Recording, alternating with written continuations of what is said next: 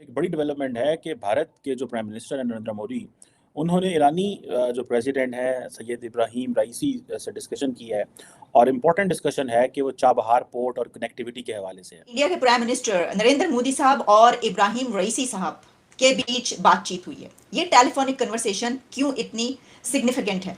अब आप इमेजिन कर सकते हैं कि पाकिस्तान ईरान का नेबर होकर कुछ नहीं कर सकता। जब तक इंडिया के साथ अच्छे रिलेशन नहीं होंगे हमारा मुल्क कभी भी तरक्की नहीं कर सकता। ऊपर ये तय पाया कि जो चाबहार पोर्ट है उसको अब एक ट्रांजिट हब के तौर पर भरपूर तरीके से डेवलप किया जाएगा। वो बात कर रहे हैं कनेक्टिविटी की, बात कर रहे हैं चाबहार पोर्ट को हमने किस तरह एक्टिवेट करना है। मोदी को मैं क्रेडिट देता हूँ। I like Modi, I love Modi.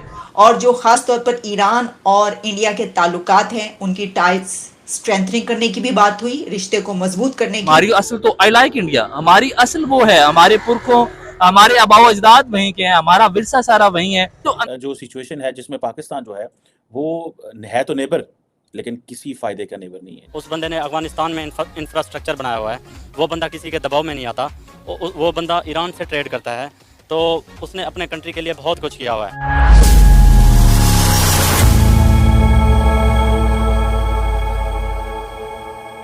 नमस्कार दोस्तों प्रधानमंत्री नरेंद्र मोदी ने ईरान के राष्ट्रपति डॉक्टर सैयद इब्राहिम रईसी से टेलीफोन पर बातचीत की है। इस दौरान दोनों नेताओं के बीच द्विपक्षीय और क्षेत्रीय महत्व के मामलों पर चर्चा की गई। प्रधानमंत्री कार्यालय ने इस बारे में जानकारी दी है। पीएमओ ने यह भी बताया कि दोनों नेताओं ने कनेक्टिविटी हब के रूप में चाबहार बंदरगाह की पूरी क्षमता का एहसास करने सहित द्विपक्षीय सहयोग को और मजबूत करने की अपनी प्रतिबद्धता दोहराई। बातचीत के दौरान दोनों नेताओं ने ब्रिक्स के विस्तार सहित बहुपक्षीय मंचों पर सहयोग पर भी चर्चा की। साथ ही दक्षिणी अफ्रीका में आगामी ब्रिक्स शिखर सम्मेलन से इतर अपनी बैठक के सकारात्मक नतीजों की उम्मीद की। पीएम मोदी ब्रिक्स शिखर सम्मेलन में भाग लेने के लिए 22 से 24 अगस्त तक दक्षिण अफ्रीका के जोहानिसबर्ग का दौरा करेंगे।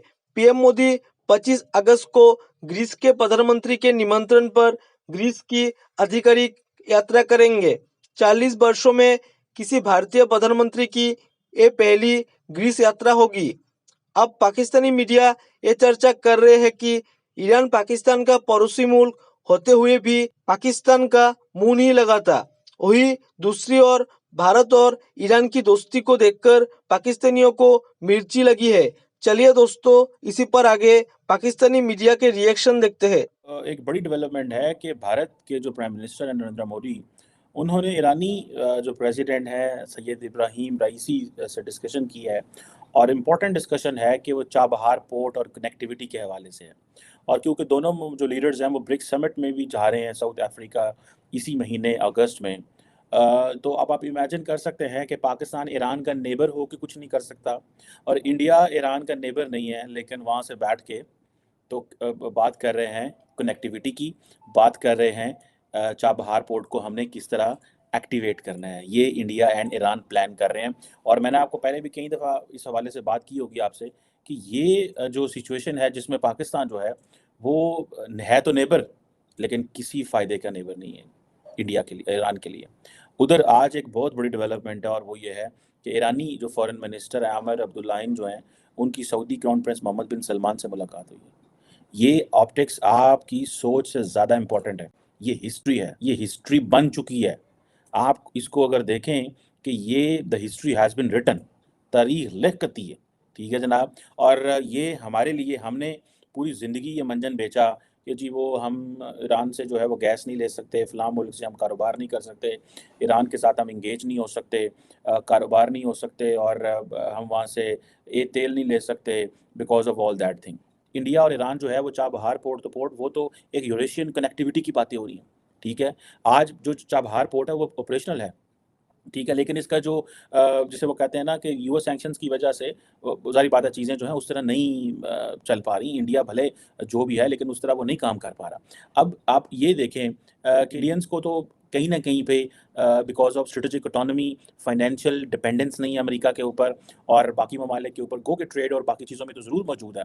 लेकिन अगर वो फाइनेंशियल इंडिपेंडेंस होने की वजह से वो सारे फैसले कर लेता है, ठीक है। आपको पता है India, Iran, Afghanistan, Armenia, Kazakhstan, Russia और जो उज़्बेकिस्तान है, ये चाबहार डे इन्होंने सेलिब्रेट किया था 2021 में एक दफ़ा।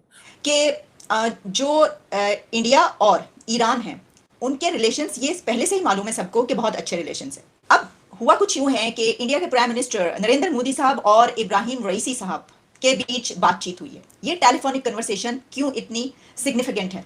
इसकी वजह यह है कि 2016 के करीब एक एग्रीमेंट हुआ जिसमें 3 कंट्रीज शामिल थे, इंडिया, अफगानिस्तान और ईरान, और वो उसके ऊपर ये तय पाया कि जो चाबहार पोर्ट है उसको अब एक ट्रांजिट हब के तौर पर भरपूर तरीके से डेवलप किया जाएगा। एक बार फिर ये जो बातचीत हुई है इब्राहिम रईसी और नरेंद्र मोदी के बीच, इसमें जो 2 बड़े इश्यूज जिनको जेर बहस लाया गया है, एक तो है चाबहार पोर्ट, जिसमें ये एक मरतबा फिर इरादा किया गया है, एक बार फिर ये कहा गया है कि इसको ट्रांजिट हब के तौर पर बनाने के लिए तेजी आएगी, तेज रफ्तारी से इसके ऊपर काम होगा, इस पे डेवलपमेंट्स होंगी, और जो खास तौर पर ईरान और इंडिया के ताल्लुकात हैं उनकी टाइज स्ट्रेंथनिंग करने की भी बात हुई, रिश्ते को मजबूत करने की, और जो चाबहार पोर्ट है उस पर अब आगे क्या क्या करना है, एक तो ये तफसीली बात हुई। अब आप ये भी जान लीजिए कि इंडिया का बहुत बड़ा बजट जो है वो चाबहार पोर्ट पर लगा, 100 करोड़ इंडियन करोड़ जो रुपीस हैं वो उन्होंने अपने 2022 के बजट में रखा है चाबहार पोर्ट की डेवलपमेंट के लिए, हैं जी। और उसके सामने जब आप देखते हैं तो साढ़े कोल की है, हमने जब अभी कुछ अर्सा पहले ईरान से हमारे भी ताल्लुकात बड़े मजबूत हुए, हमने कभी पहली मरतबा इतने अरसे के बाद हमें भी ये मौका मिला है कि हम हमेशा ये बात करते हैं कि जनाब एक तो आप मुस्लिम उम्मा की बात करते हैं तो कोई बात नहीं, इसी बहाने बात कर लीजिए ईरान से। तो ईरान से बातचीत हुई और पता ये चला कि बार्टर ट्रेड शुरू की गई है। तो आपको पता है कि ये जो बार्टर ट्रेड है, ये जब होता था ना, आप घोड़ों पर, खच्चरों पर, गधों पर सफर किया करते थे, मवेशी जब इस्तेमाल होते थे जानवर सवारी के लिए, उस वक्त तक कोई जहाज या जहाज क्या वो ट्रेन रेलें और इस तरह की चीजें नहीं निकली थी। उस वक्त जो अशिया के बदले अशिया, यानी कि ये पैसा नहीं है तो ये चीज तुम ले लो, तो ये चीज मुझे वापस कर दो, वो बार्टर ट्रेड जो है वो हमने 2023 में आकर हमने कहा चलो अब ऐसा करते हैं कि ईरान के साथ बार्टर ट्रेड स्टार्ट करते हैं। यानी वो खच्चरों के दौर की, गधों के दौर की जो है वो बार्टर ट्रेड हमने कितना बड़ा यानी एक मौका अगर आपको ये मिला है कि आप ईरान के साथ जो है वो अपने ताल्लुकात बेहतर बना रहे हैं, ट्रेड करने की बात करें, तो कोई बड़े बड़े मंसूबे कीजिए। ये आपने जो है ये करके दिखा दिया, ठीक है जनाब, चलें इसको तो छोड़े देते हैं, हम वापस लौटते हैं उसी तरफ। एक तो यह बात की गई है कि ईरान और जो इंडिया है उसके बीच चाबहार पोर्ट पे डेवलपमेंट होगी। दूसरी एक और इसमें बात है और वो है ब्रिक्स की एक्सपेंशन की। अब आप जानते हैं कि 22 to 24 अगस्त को ब्रिक्स की समिट है जोहानिसबर्ग अफ्रीका में, उसमें जितने भी उनके मेंबर कंट्रीज के अलावा जो गेस्ट कंट्रीज हैं वो भी शामिल होंगे।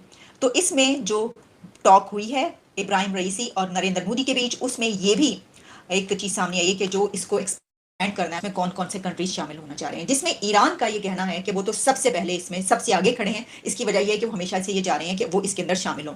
तो ये जो एक है ईरान के लिए बड़ा हौसला अफजा बात होगी कि उनकी बात हो गई इंडिया से, क्योंकि इंडिया इस वक्त पूरी दुनिया में एक ऐसा इन्फ्लुएंशियल कंट्री के तौर पर मौजूद है कि जो वो बात करते हैं उनकी बात मानी जाती है। तो यकीनी तौर पर ईरान की तरफ से ये बात भी की गई होगी कि हम ये चाहते हैं कि ब्रिक्स में शामिल हो, तो आप जो है वो इसमें जरा हमें सपोर्ट करें। जय हिंद दोस्तों, स्वागत है आपका आपके YouTube चैनल जय हिंद पर। वीडियो को लाइक और चैनल को सब्सक्राइब जरूर करें और हम आपके लिए पाकिस्तानी मीडिया के एक से बढ़कर एक लेटेस्ट वीडियो लाते रहेंगे।